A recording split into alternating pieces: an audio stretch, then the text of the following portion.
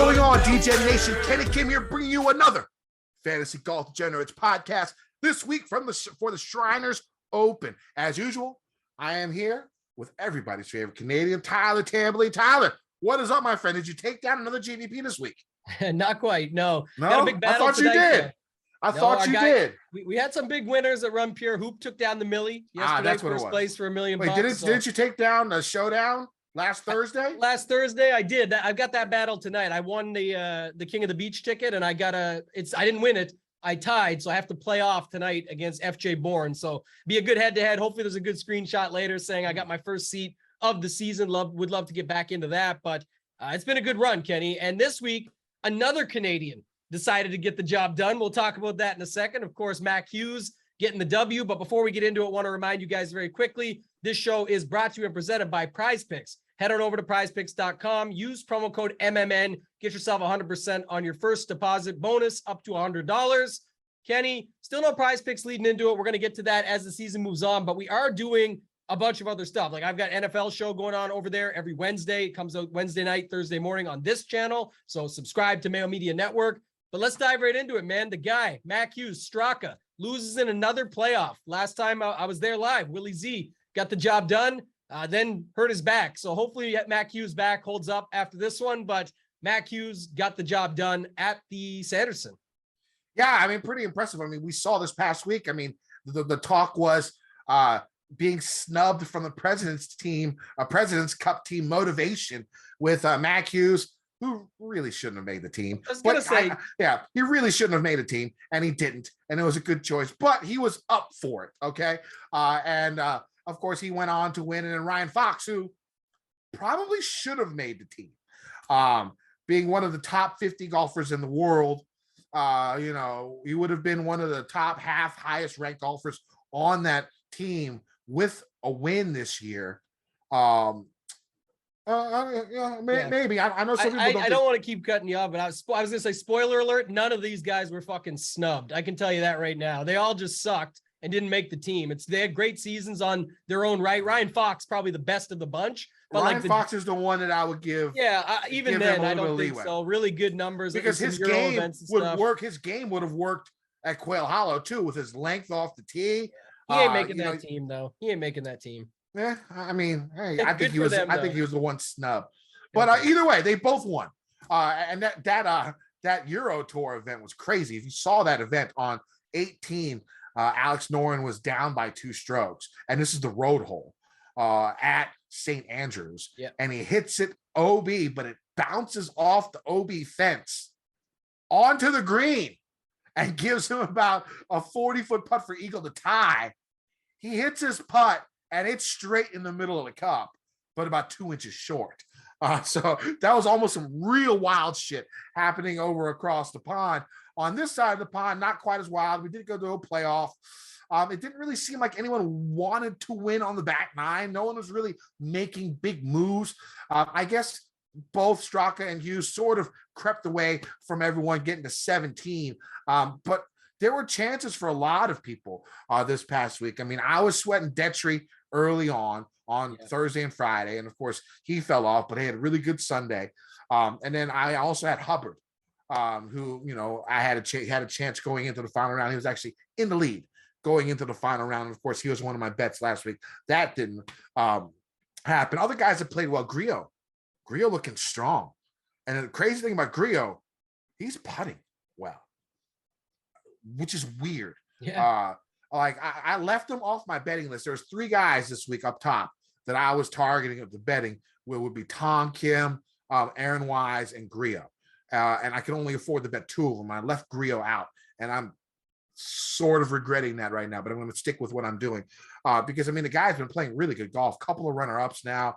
And now he did have that explosion on 15-14 where he had the triple bogey that knocked him out of contention, but he was right there, and the guy's putting well. Other guys, Taylor Montgomery, a guy I faded last week, again, putting extraordinarily well, but his iron game looked pretty good as well this past week, a lot better than it did the week before. So a little bit higher on Taylor Montgomery for this week. Personally, for me, good week again. Cash game cornerstones. 3 or 4 make the cut. Tigala missed the cut, but Detchery was up there. Stallings is up there. Thank you, Tambo.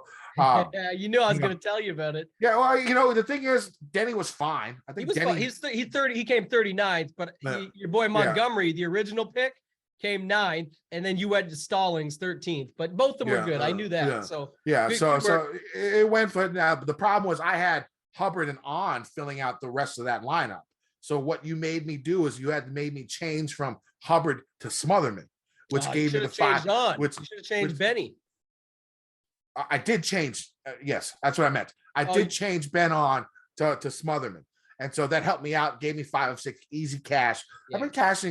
I've been winning a lot here recently in the last 3 to 4 months. It's been, I'm thinking I'm around a 75% win percentage in the last 3 to 4 months in cash. And it's been strong. Now, the last time I was that good was in 2018, 2019, where I was a 75% win percentage for the year. And I had an 83% made cut percentage in my cash game cornerstones. Now, what I've realized is I've had to adjust.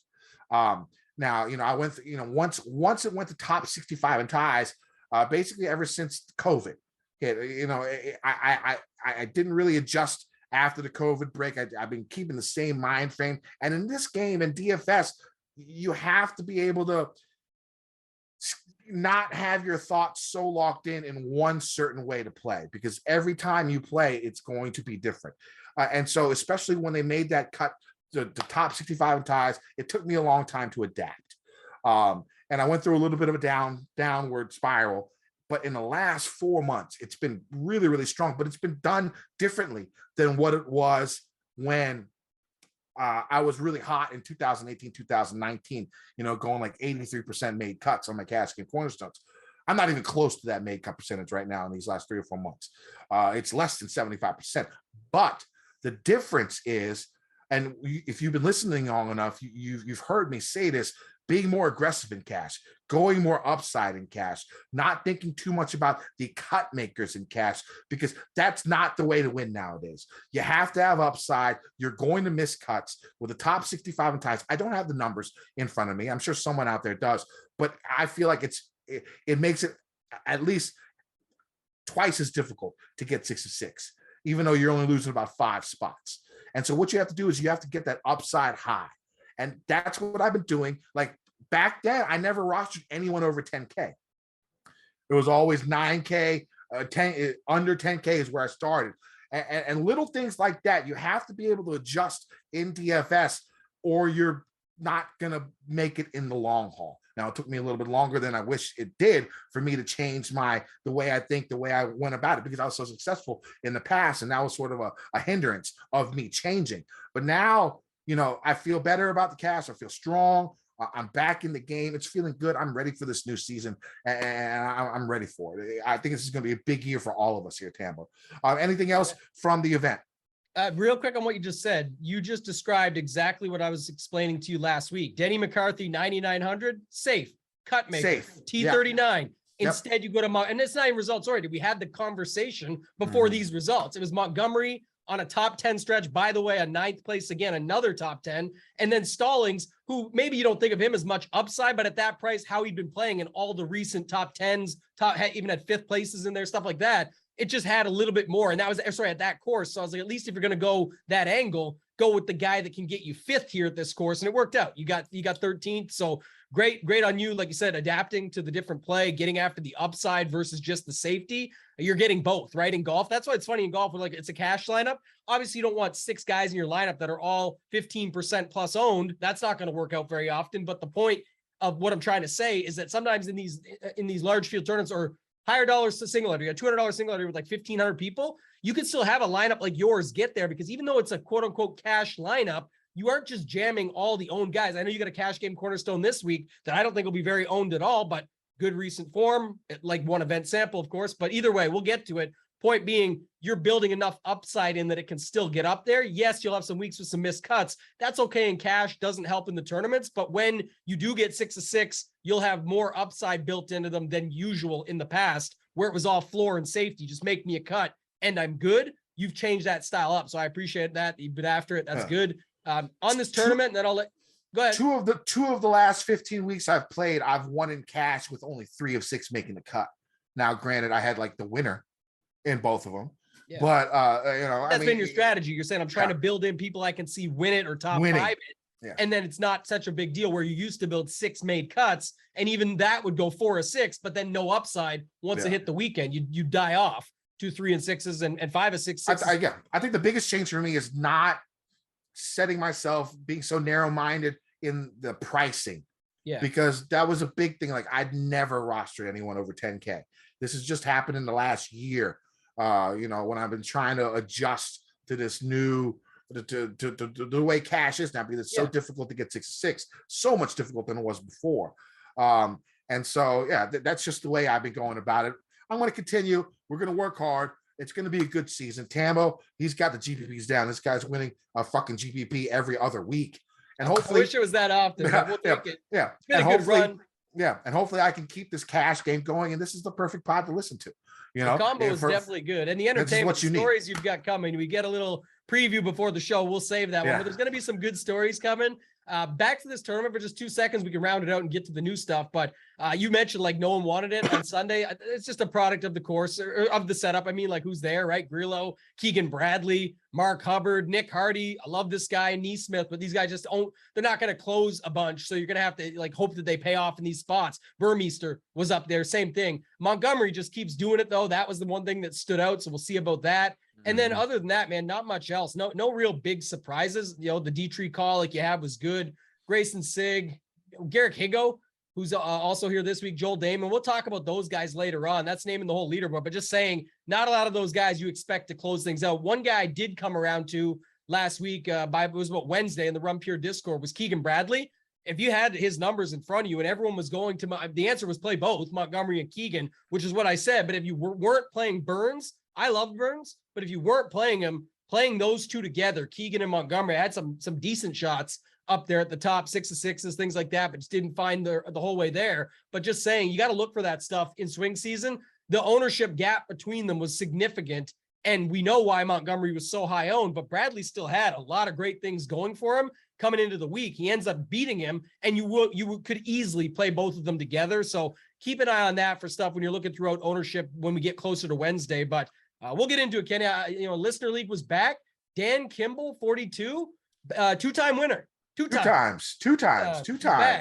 That's hard to do. I swear. Yeah. I try so hard in this tournament, and it's just hard to get to the top of this one for whatever reason. Pick the exact one. It's only a 3 max. I play 1 in it every week because I want to leave spots open. Thanks to everyone last week. We filled it, got to the 500. That's why they ran it back first thing this morning. You can go on my Twitter at Totag and Tambo. It's out there. The link is ready. We're going to fill it up again this week. Keep it rolling through swing season. But shout out to Dan. He had the good lineup, Kenny. He got the W. Yeah, solid lineup by Dan. I have a second win by him. He hit me up on Twitter. So congratulations for win number 2. We have a lot of multiple time winners, at least 5 or 6, maybe even double digits since we've been doing this so long. So good for you, Dan. His avatar is him, and I can't really see that well. It's either his daughter or his wife or his girlfriend. We'll keep it at that. But he started off with Emiliano Grillo, 20% owned in the Listener League. Of course, he finished in 5th place. It should have been a lot better. He had that triple. He had Scott Stallings, 20% owned again. Finished in 13th. Davis Riley, 23% owned. He finished in 19th. Nick Hardy, 10% owned. Solid work there. Degeneration finished in 5th. Finished in 5th at -13. Steven Yeager, about 13.5% owned. Of course, he finished in where did he finish? He finished in 30th. And Seung-Hyun Kim, who's one of my favorite plays this week. We'll talk about him here in a little bit. 3.5% owned. He finished in 13th place. What'd you think of the lineup, Tambo?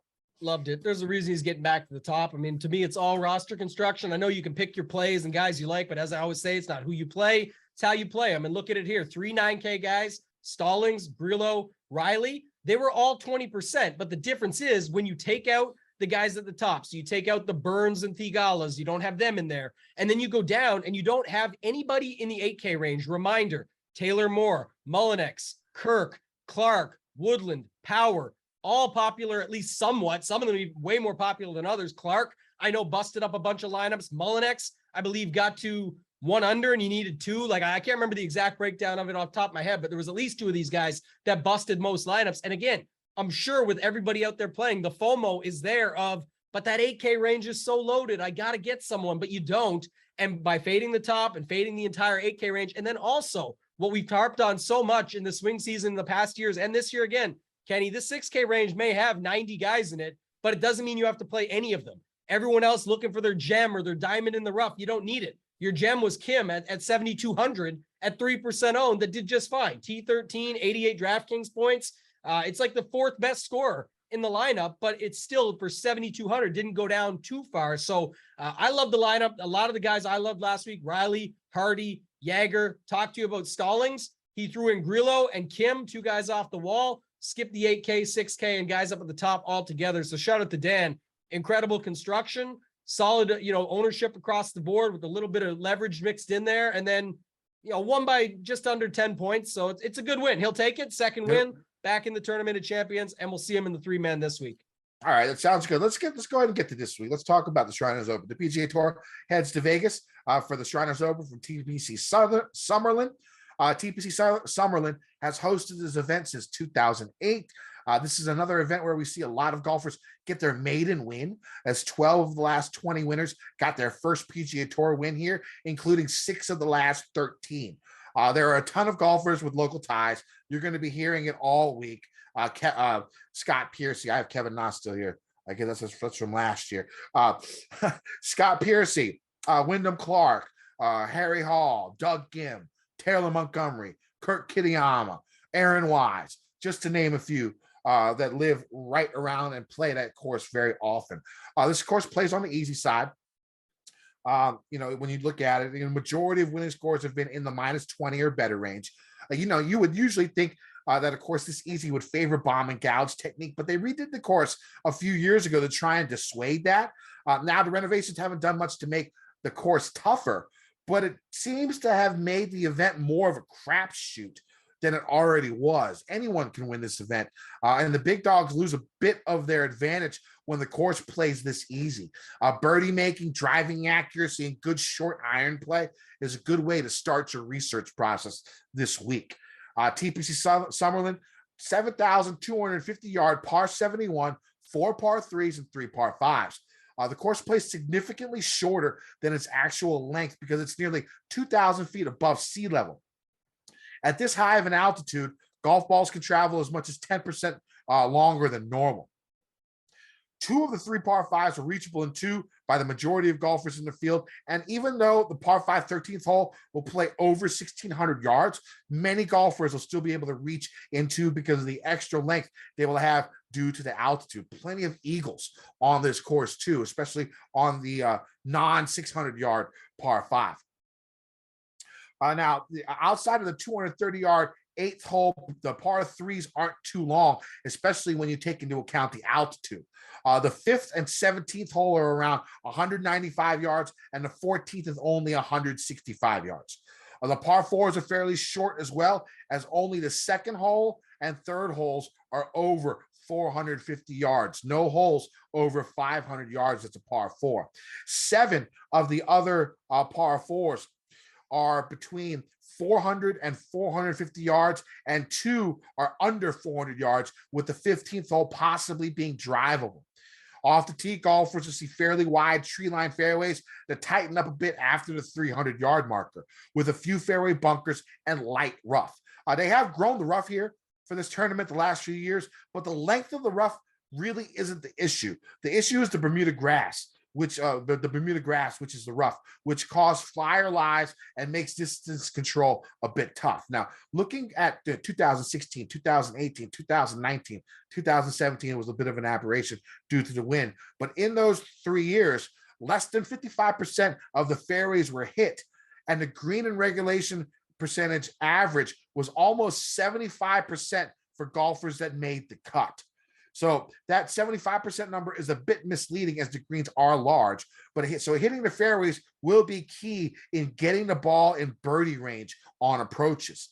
Length off the tee is usually always an edge, but looking at the contenders here, over the years, a lot of shorter hitters have fared well. When I talked about earlier where this is a crapshoot, this is what I'm talking about. Since 2016, 5 golfers have shot 61 or better at TPC Summerlin. They are Rod Pampling, Francesco Molinari, Ches Reavie, Lucas Glover, and Kevin Na. This group, not really known for their length off the tee. And they definitely skew towards more of an accurate off the tee type. The fairways play firm due to the arid weather, which will once again make the course play even shorter because of the massive rollout on drives. The trees are spaced out and not bunched together, so missing the fairways won't be as penal as it is on many other tour courses. But as I said before, it will make distance control an issue. If golfers miss wildly on their drives, they might have to deal with rocky native areas and desert vegetation. But for the most part, it's pretty wide open off the tee. Golfers can still go low. Hold on, I just lost my place. There we go. Golfers can still go low if they miss the fairways, but 7 of the last 9 winners were all inside the top 20 in driving accuracy for the week of their win. Kevin Na was one of the outliers about 3 years ago, but he went wild with his putter. He actually lost strokes, tee to green, and still won that year. Even with that, hitting the fairways makes birdies more in play, and it's almost always a shootout at TPC Summerlin. I'm not saying bombers can't win. We saw Bryson bombing drives at the U.S. Open a few years ago and still finish in the top 20 in driving accuracy for the week. Some bombers might even leave their driver in the bag and play positional golf, which could be a prudent play based on trends and stats we've seen here over the years. Now, on approach shots, golfers will see large bent grass greens that look fairly flat, save for a few holes that have a lot of slope and undulation. Even though the greens look flat, they're going to be sneaky with how much break they will have on the putts. With the course being built on the downward slope of a valley, many putts will break more than they look like they will. Some local players say all putts break towards the Vegas Strip, which is in view from the course, because the strip is the lowest part of the valley. If golfers miss the green, they're going to have to deal with over 50 greenside bunkers spread throughout the course and 3-inch high Bermuda rough. Scrambling here has been tough over the years, as the course routinely ranks in the top 10 most difficult courses on tour when it comes to sand save percentage and scrambling. But you must remember that nearly 75% of greens are hit here, so there usually isn't too much off the green work. And if there is, golfers' chances of winning are going to go down. Now, I'm not saying it's not important at all, because 75% still means 25% of fairway or greens are going to be missed. So you still need a little bit of short game around this area. Now, the greens are average in speed with a stick meter rating of around 11. Front 9 is a bit more difficult than the back. So that's something you might want to think about when it comes to showdown and stuff like that. The front 9, a lot more difficult than the back. The last 4 holes will probably decide the tournament. Lots of risk reward in these last 4 holes. 15, drivable par 4. 16, reachable par 5. 17, par 3 with water in play. 18, tough par 4. So expect fireworks on these last few holes on Sunday. Tambo, what are you looking for in golfers this week? Yeah, man, you broke that one down good. Obviously, this course, we know you got a lot on it. I appreciate that. There's just so much going on, but the scoring factor is huge for me. Like, I have my stuff up from last year. I know it did pretty well. Main focus there was on approach, opportunities gained. You talked about those bigger greens. That gets it within, I believe it's 15 or 17 feet. It includes birdies are better, DraftKings scoring in general, and then putting, for whatever reason, just pops up just a little bit more here. You talked about those bent grass greens. Sometimes that's the factor in it, but just something to keep an eye on. And then contrary, I should say, to last week, the Canadian in me there, the course history, it actually does pop up a little bit more here. Like I told you last week, it's had some ups and downs, ebbs and flows. Here, it's pretty consistent, like Cantlay, Sung Jae, Aaron Wise, you go down the board even, Adam Hadwin, Matthew Neesmith, these guys, Matt Kuchar even, like they just pop up, and not always the best of best results, but 6th, 34th, 4th, 27th, like they're mixed in where they're still doing well here. So just keep that in mind. Like you said, knowing one thing I will say about that is that people who have never played this course before, don't worry about it. There's been winners who have never played this course before. A lot of guys finishing high that haven't played this course before. So while I agree with your take that course history seems to pop up more here, I would not rule that against people who are playing debutantes playing this course. But that's exactly, that's a different angle. It's like if they have bad course history and have played it, they might just not play this course well. If they have good and have played it, they have not. But really what you just said, Kenny, is that Taylor Montgomery, another top 10 incoming. I'm rostering him this week. That's all I heard anyway. When you said it like that, that's all I heard. So yeah, a guy that hasn't seen it. So yeah, I'm with you. We can hop into it though. Let's go to this 10K range. Let's go ahead. Only 3 guys up here. Yeah, I mean, we'll just go with it. How you going 10K? Just go with 10K. Who you got? Yeah, the stats say Aaron Wise. I'm just a M. Wise is 99. I include him in this new world of pricing. 3 guys, okay. You got to include them all. Include Wise. He's right there. I'm saying that he's the one that pops up. The reason I brought him up was because I like the guy above him. We've seen this trend of guys playing well back-to-back at courses that they've won or whatever you want to say about the quality of it. I just talked about that. Him, to me, is just the guy I want. At 10-4, I don't know. Homa is obviously good on the stats. He's popping. He's playing great golf right now. He's great at the Ryder Cup. It just feels like, again, ownership is going to be on Cantlay. So you can take your pick. I like Homa and him in the middle. Cantlay looks like the best on paper. Wise for the best on stats when you go pull models and stuff. Cantlay odds obviously is a huge favorite. For me, though, him and Homa right in the middle of those two. Those are the ones I feel like paying for that I like to pay up for. So we'll see as the week shakes out for Cantlay. But I'll tell you this, Kenny, there's a huge difference from 9,000 and up to below. The downside of that is from what we talked about earlier with the Listener League is if everyone's skipping the 8K range this week because of everything I just said, maybe that's where you can pick up some guys and play them in there. So when we get to the 8K range, we'll dissect it a little bit more, but I like him and Homa up top. I just feel like the golf that they've been playing is just too good. So I'm going to stick with it. Yeah. Sungjae's my first cash game cornerstone. I thought about Cantlay, but I decided to save the price and go with last year's winner. Of course, Sungjae won here last year. We've seen back-to-back winners 2 weeks ago. With Max Homa at the 4, if I remember correctly, right? Didn't he win Didn't he win that back-to-back, right? Yeah, and five different winners we've had. Like I know Rory's was a little bit extended over. Sam Burns at the Valspar. Can't think of Hovland at Mayakoba. There's been multiple back-to-back winners at their own. Another thing that we've noticed in the last couple of years. I mean, last year in the Ryder Cup, the big snubs on the U.S. team were, or the guys. I wouldn't say that. 3 years ago in the President's Cup, you saw a lot of these guys come after they did their little thing in the President's Cup. A lot of confidence, especially for the international squad. And you saw Cam with the win, Leishman with the win.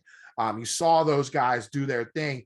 I think there's a little bit of merit to that because, I mean, these guys are coming off the President's Cup. This is going to be their first time back since they played, and they played against the elite American squad and they held their own.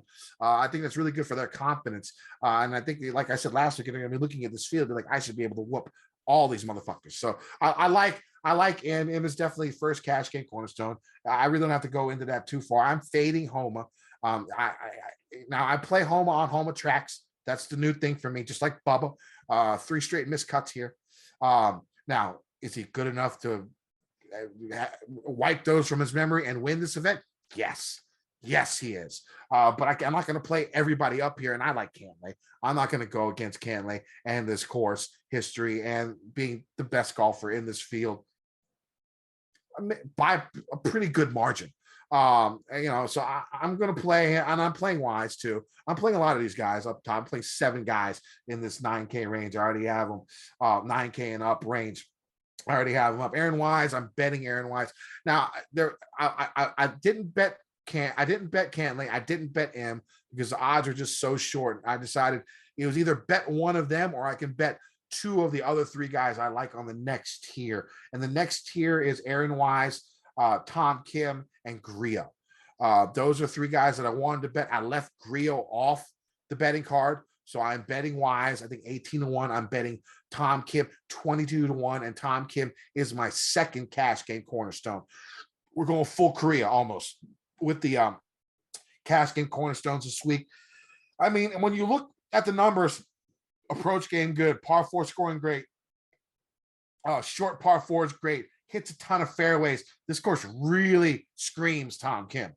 And I think he can win this event. So he is my second cash game cornerstone. I'm going to play Griot. I'm going to play Montgomery. And then Hoagie is the other guy that I think that maybe ownership might pass up a little bit on because he is so highly priced.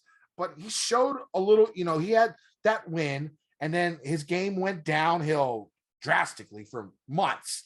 And then the last part of the season during the playoffs, it's sort of, you saw his game sort of coming back up. His iron game was getting better. Ball striking was getting better. And he's played this course pretty well in the past. So I like him as hopefully the low owned play in the 9K range. But there's a lot of guys I like in this range. Tambo, what about you? Yeah, same as you. Like I said, this is where you're still good. 9K and above. The Hoagie call, you mentioned it. Cam Davis, I like him quite a bit. Again, you look at his numbers across the board, very solid coming in. I've got less love for Tom Kim than you do. I think this price is a lot. I know the young phenom, the superstar, we just saw everything at the President's Cup, all the love that he was getting there, but you'll have to make a decision. But Wise and Taylor Montgomery, for me, are around him. They'll be popular, but I'm okay with that. Like I said, you got to play somebody up here. So Wise, Montgomery, Davis, and then I like your call on Hoagie. That's sort of the four guys I like both. Same with Grillo. Don't care as much. He's playing incredible right now, but it's not something I'm super. I don't want to keep chasing. If he keeps putting the way he's putting, he's going to win at some point in time. He's going to win at some point in time. I'd rather take my shot on Taylor Montgomery pulling through and getting that win. And I'd rather take my shot on Tom and Wise. So that's why I left them off. But it's going to be, I'm going to be angry. It's like you said, if you don't have to do this way. You can definitely play multiples. I'm saying if you could only pick two here, you're picking Tom and Montgomery. If I'm picking two, Wise and Montgomery, Wise and Tom. Right.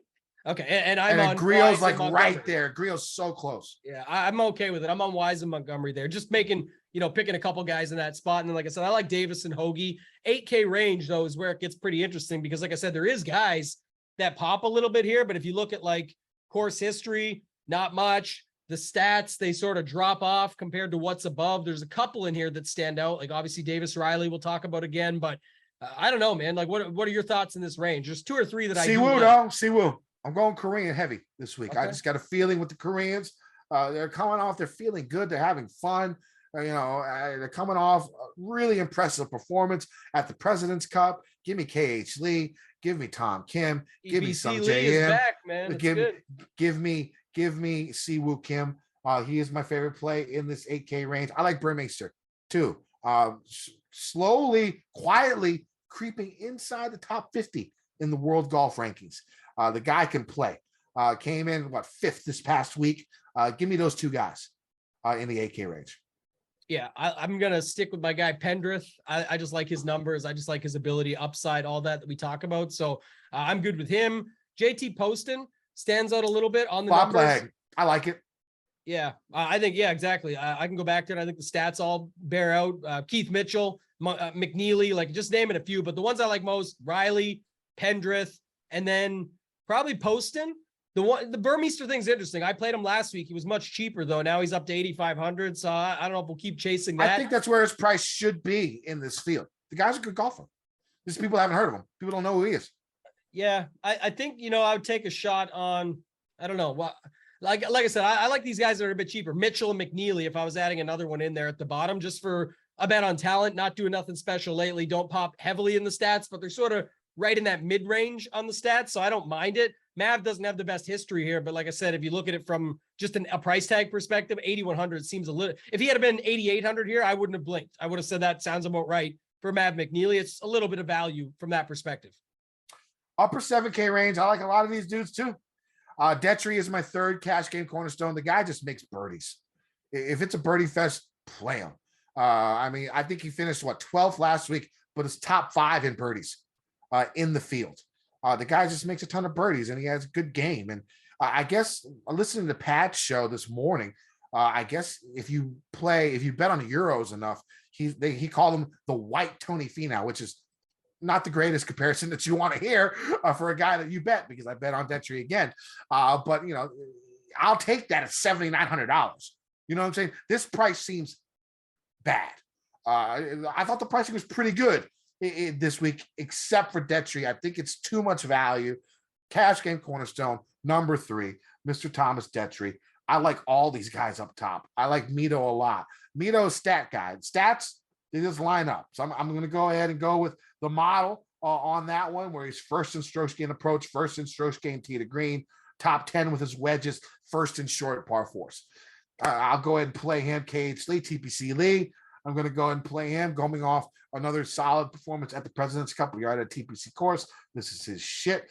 And I like Adam Hadwin, and I like Taylor Moore. A lot of these guys up top. I'm just going to name them all because I'm going to play them all. If I had to rank them as favorites, it would be and I'm playing Ricky Fowler.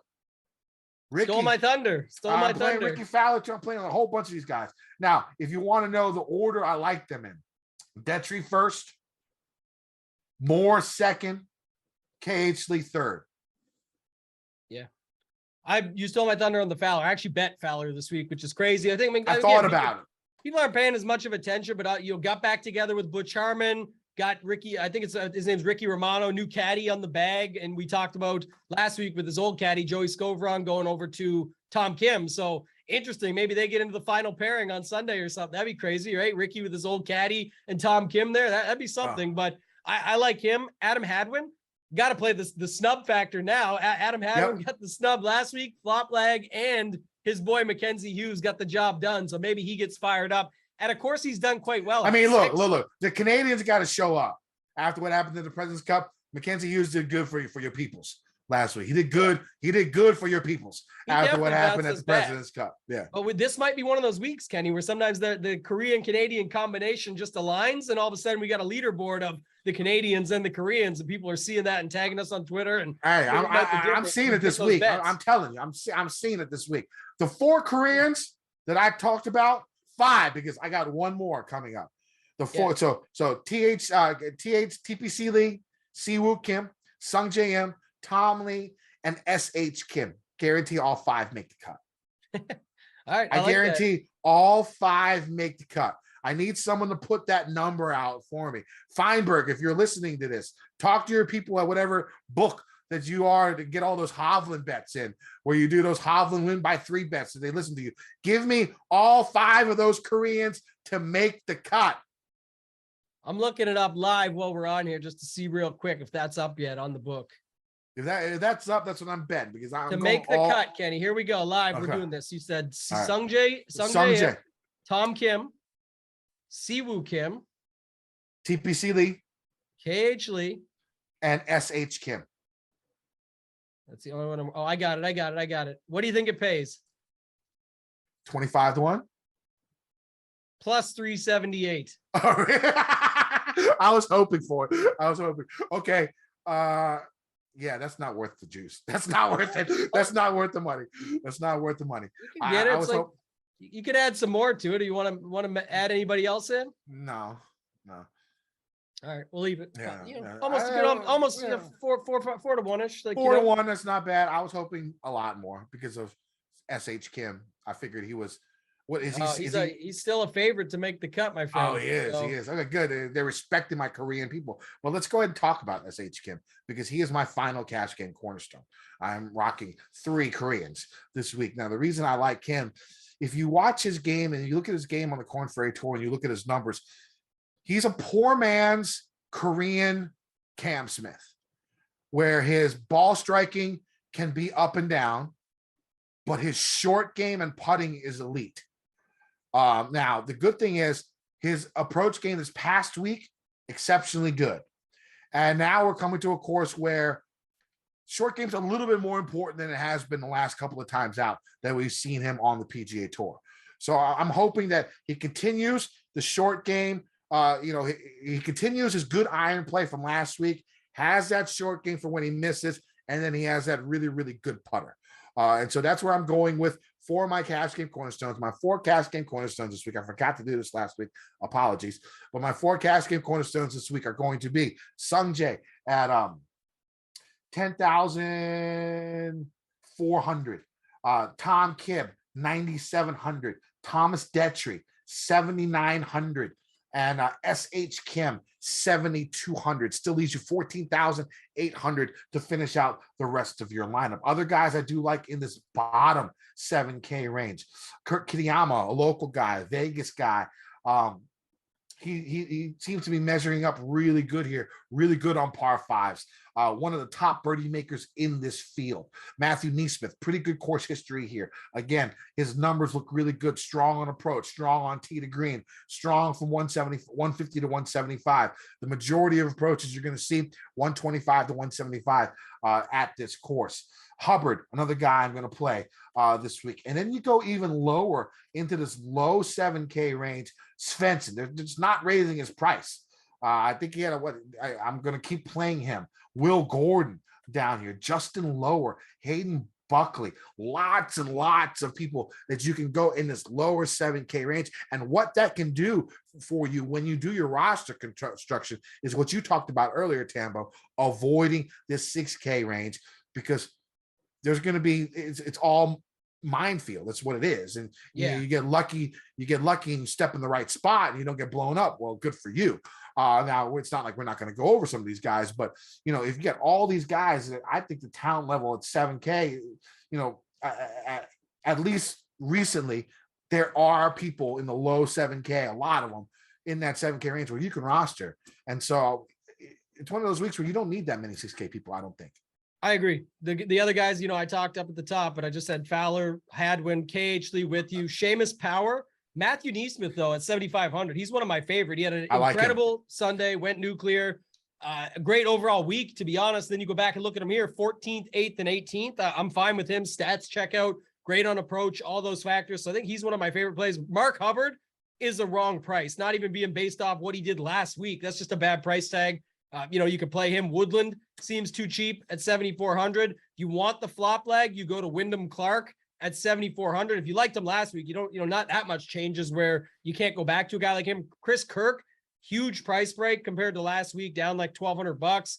Spawn, Merritt, and Jaeger. I like three Spawn. Guys. I like They can just go low. That's where you play them, is at courses like this. And then two of the older guys that I would throw in, that's all I really got in the 7Ks, is Jason Day and Martin Laird, just for, pure talent and upside. Just give it a shot. Like, play those as your flyers. I got no problem with it. After that, there's not much, Kenny. And like you said, even in the 6K range, there's only one guy I really want to talk about. So I'll actually start it off. Funny enough, I tweeted it out today. One of the sites out there, open 365 days a year, tweeted out that I tweeted this out, but they posted odds for without so-and-so. So the first one they posted was without Patrick Cantlay, the market where you can bet it because he's a huge favorite. The second market they posted was without Patrick Rogers and Sung Jae Im, which was obviously a clear typo that they meant to put Patrick Cantlay, but it's just funny. And when you see something like that, you just got to look at it and just say it's a sign, go bet it maybe. But funny enough, when you go pull the numbers, Rogers down here, then the pricing came out is only 6,800. He, to me, looks pretty good at 6,800. He's 140 to 1. Maybe you can get a better number than that, but I got that with 8 places. So we're going to get to betting in a minute anyway, but he's the guy I wanted to talk about most. You can name off guys, Kenny. There's Hostler, Fratelli, Harry Hall, Gotterup, Eckroat. Again, this is what I was saying about Dan Kimball's lineup earlier, the 1 Hour Listener League. Brandon Wu, Lipsky, Schenk, Duncan, Michael Kim, Smotherman. You keep playing these guys, and even if they have their ceiling week, I mean, if they win, then there's a problem. Yeah, you need that in your lineup. But I'm saying for the percentage they're going to be owned, how low it is, and for trying to make your stuff work, you don't necessarily need all of it. Mix some of them into your pool so that you don't have no lineups without 6K guys. But my point being, going down here and getting 10, 15 guys in your lineup doesn't usually have the payoff to it that you'd think. So I'd be very careful. I do that sometimes when I like the 6K range and I think it's worthy, I'll go ahead and roster 10, 12 guys in the 6K range. But in this week, we said how much. Because usually what happens in those events where the 6K is strong, you have a really good field. And so you're going to have all those expensive guys that are elite. And so the only way really to roster a good amount of them is to have, but I named I could have named 20 in the 7K range because of how strong the low 7Ks are. Yeah. That it's like, I'm just saying, I'm not going to not play these guys. I'm not going to build all my lineups like Dan Kimball did earlier. I'm saying, though, that's what ends up happening, right? People need every guy down here because they're worried they're going to miss so-and-so. Smotherman's finally going to break through, or Michael Kim's going to bounce back. He played so good coming into this, and all these different factors where people go play everybody. And there's just not that many. And one last guy I want to say 7K even, Joseph Bramlett. He's another guy that I'm on, but go ahead. Who do you got in the 6K range? Matthew Wallace is intriguing. Just because what he said a couple weeks ago, I think it was, I don't remember if it was at Fortinet, it might have been before, talking about how he's found something in his game. Because, when we first heard his name, I mean, he was a pretty well-known, valuable DFS guy, and his game has sort of struggled here recently, but maybe it's coming back up with a nice top 25 at Fortinet. And I don't think he's going to be owned. So I like Matt Wallace. I mean, Ekro, Goddard, Higo, those are going to be your popular plays this week. And I can see myself playing them. But I mean, other guys that you might not be that popular. I mean, Lipsky with his elite iron play is someone that I can get behind at this event. And Adam Schenk, who hasn't been playing great, but he plays well here. 3 top 25s in his last 4 tries playing this event. So he's another guy that I would give a shot to. And then you got Long Dong Brandon Matthews at 6,300, who played pretty well last week. I think he got up to 11 under, if I'm not mistaken. I could be mistaken about that, but we'll see. I'll have to go back and check. But another guy, maybe he can use his length to his advantage at this course. That's probably it. I mean, yeah, that's probably going to be it for me. Anybody else? No, man, I like the Schenk call. Like I said, I mentioned him quickly there. He was one of the ones just sort of 6,500. That's the same thing. That's like I said, if you have it or you need it, go ahead. Like that's the difference at the top of who is it? Like Homa up to Cantlay, right? $500. If you're looking at Bramlett and Homa, you can go with Cantlay and Schenk.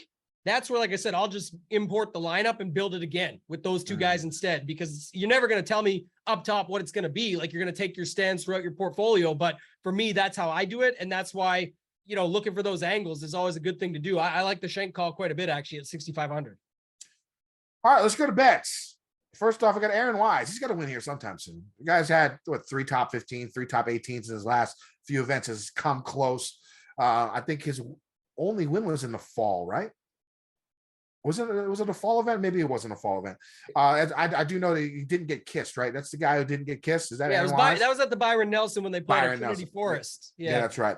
And so I like Aaron Wise 18-1, Tom Kim 22-1. I am angry that I couldn't afford. I mean, I could afford it, but my budget couldn't afford Griot, and I wanted to bet him. So I don't mind that bet either. I don't know what his number is. Probably 25, 28, something like that is something I would think. So Aaron Wise, 18-1. Tom Kim, 22-1. Mito Pereira, 50-1. Siwoo Kim, 55-1. Thomas Detry, 60-1. Mark Hubbard, 90-1. And SH Kim, 130-1. Like it. I bet 2 guys that have been a staple for me. Montgomery, 33. I got 8 places with all these, by the way, these numbers. I know some got a better Montgomery number, but I do it with 8 places because in this swing season, anything can happen. He's a top 10 machine. So having 8 places at 33, I usually do that from 50 and up, but you'll hear the rest of the card and it's mostly bombs. So Riley, 55, sticking with him, just the talent. Kitayama, 70. Guy I didn't mention earlier was Kitayama, by the way. His price tag's mid-7s, like him quite a bit. Fowler, 90. Woodland, 100. And Patrick Rogers, 140. So 3 guys, 90 and above. Kitayama, 70. So the 2 guys at 33 and 55, I got no problem putting them on the each way this week as well. And then 2 bonuses, Kenny. 3, actually. Don't forget, Liv, Bangkok this week. Louis, these are all 8 places. Louis with 12. I love that there's 8 places. Like that's the only thing. And then I only have 2 more, a 50 and a 90. So I'm okay with it. 3 bets only. Louis, 12-1. Peter Uline, 50-1. Saddam Kalkanjana, 90-1. All those 8 places. That's my 3 bonus bets for you for Liv this week. Any Liv for you? I mean, just bet DJ or Cam. Pretty much. Really. I mean, like, right. I mean, it seems like it lived. Those 2 guys are just on the top every time they play. And those are by far the 2 best golfers. Yeah, they had Lahiri, Westwood tried to take down that one. They tried, but they didn't. I would bet Cam. That's why I like 8 places with these guys. What's like, Cam like 6-1? It's not. Yeah, it's something like that. I have it here. It's just. I haven't even looked at the Liv numbers.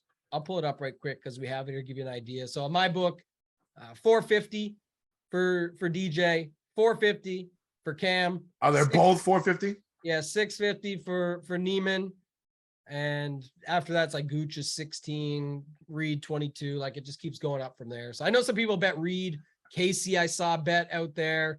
You saw Bryson this past week in that long drive make it to the finals. Yeah, lost in the finals. Make it to the final. That's impressive for a guy. I mean, long drive is not like what he does. Like he's a pro golfer. All the other long drivers, that's what they do. Watching him do it though is pretty crazy because he's so accurate with it. Like, the key to that is bomb it as far as you can, but it's very wide, but you have to stay in the line. Like he stays pretty well inside the line every time. So he's doing it at a very high level to be able to get to the finals like that, obviously. So I don't know. It's interesting. Yeah. I mean, the thing is, I probably wouldn't bet him just because, that shit's got to take a lot out of you. Like more than probably anything else golf related. It just shows though with him. It reminds me of like the home run derby. The curse of the home run derby where like the guy who wins it just sucks at hitting home runs the rest of the year. I feel like, and because they're tired, I feel like this can happen with Bryson in the long drive. I mean, so I would fade Bryson. How about that if we're going live this week? Yeah, I'm not a Bryson fan or anything. I just say like obviously it's completely cringe, the stuff about the wire and doing all that stuff. I thought that was great.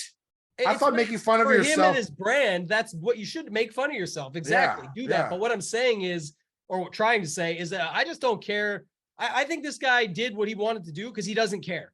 He's happy. It looks like he's just truly happy, making fun of himself, whatever. It's like him and DJ.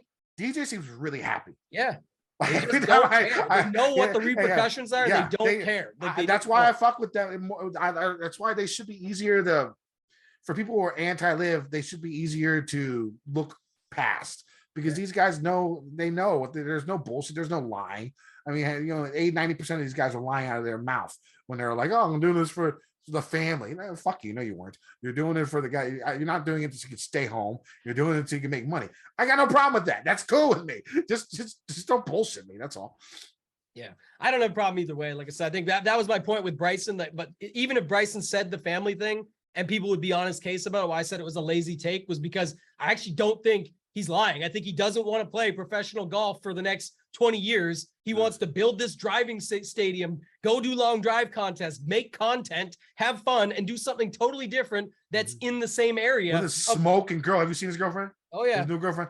Good Lord Jesus. That's what I'm saying. I think the guy's having a lot of fun legitimately. And while it comes at a cost of these videos we have to see and all this stuff, I don't care about Bryson. I'm not a Bryson guy. I never have been, don't care. But it looks like he is genuinely fine with his decision and having fun with it. That was all my point was. Yeah. I mean, so I was in Dallas. I'm jealous because if I had his money, I would eat so he goes to this restaurant called Nick and Sam's. So I went to Nick and Sam's when I was in Dallas. The best meal I ever had in my life. I don't know why I'm bringing this up. This is every time What was it though? Okay. So this place is called Nick and Sam's. So I had Kobe beef. Okay. Real Kobe. I know Tim talked about Wagyu a couple weeks ago on the Cuss Corner. And I actually hit him up and I told him, Tim, if you ever hang out with me, we're going to have Kobe beef because it's just different. So first off, it's $75 an ounce, minimum 4 ounces. Yeah. Okay. So $300 for a 4-ounce steak. Yeah, that'll get started. So me and my boss, of course, I didn't pay. Me and my boss, we started off ounce of Osetra caviar each, pound of king crab legs chilled each, and then we had the steaks. So we each had 4 ounces. We each had 5 ounces of the Kobe beef, which is $375 each. We had 4 ounces of snow beef, which is a Wagyu beef that they raise in Japan in like only frigid temperatures. I had the Chateaubriand, 76 ounce Chateaubriand, by the way, for 4. We split it with 2. There was a couple of other more cuts of meat. I had a 7-layer cake, which is great. A Grand Marnier 100. It was a $2,200 dinner for 2. Okay. And so we were at this restaurant and, what I realized at the end of the restaurant was there was a table of hookers next to us, and not like your typical, cheap $100, and these are like $1,000 a night hookers, like because they're at like a really upscale restaurant, trying to get really upscale clientele. And so my boss is about to leave. He went to the restroom, and I'm getting up and I look over. I'm like, there are like these 4. I knew they were hookers right away. And so, of course, me, I go ahead and sit down right away and talk to them. We sit down. We spent another $1,000 at that table, at the hooker table. Beautiful, and $1,000 a night. $1,000 a night hookers. And the only reason I know that is because I paid it. But it was worth it. It was fucking worth it. And that was one of my better nights of my life. Basically a $3,500 dinner with 4 hookers and my boss, and I didn't pay a cent. And I can't even say this because people might know. I'm not going to say this next part because I don't want to out my boss. But I didn't pay for the whole thing. How about that? Let's just say for that. So yeah, it was a very good night, and that's why I'm jealous because he lives in Dallas. That's his like regular restaurant, because I was talking with the managers and stuff. They're like, yeah, Bryson comes in once a week. That's like his restaurant, and I would eat there every day if I had $150 million. It was unbelievable. If you're ever in Dallas, go to Nick and Sam's, get the fucking Kobe beef. It's worth $75 an ounce. Maybe just go home after if you're married, but yeah, stick around if not, because there's lots there for you. So yes, there will be hookers. There will be hookers. Let the people know where they can find you, Kenny. You can find me on Twitter at KendoVT. You can find my article on gupscorner.com. Should be out later this evening. I give out a course preview, stats to look for, trends. And then Wednesday, I release any updates to my cash game Cornerstone, my favorite GPP play in each price range, and my final betting card. Use promo code Kenny. Save yourself 30% on a subscription to gupscorner.com. And Gup actually hit another first round leader last week with Davis Riley. He wins so many bets, it's ridiculous. I don't know how he does it. Tambo. And you can find me, of course, on Twitter at ToeTaggingTambo. Add me there. Lots of stuff going on for the NFL right now. Like I said, I got thread on there every Saturday. Tambo's Tidbits. It's been great. Got some really good feedback on that one. Help me out. Share it around, retweet it. It helps get the exposure, helps people find me. Makes me keep doing it, for free. Obviously, it takes a lot of time. So definitely appreciate that. Find me on this channel, Mayo Media Network, every Thursday. Got the show coming out for Thursday Night Football. Prize Picks, of course, our sponsor here. And then DraftKings for the evening as well. Had a ship in there just a couple weeks ago. Had that. And then everything at runpuresports.com. Just crushing it right now. Had one of our other guys, Locks, last night, win over 200K. Hoop won the $1 million yesterday. So if you're not signed up there, I don't know what you're waiting for yet. Like I said, you can win with us or you can watch us win. It's been nonstop. Sign up at runpuresports.com. Check it out. Hit me up on Twitter at ToeTaggingTambo. That's it for this week, Kenny. All right, that sounds great. This is the week. Roster every Korean possible, people. Let's win some motherfucking money. Degen Nation. I've been getting dirty money,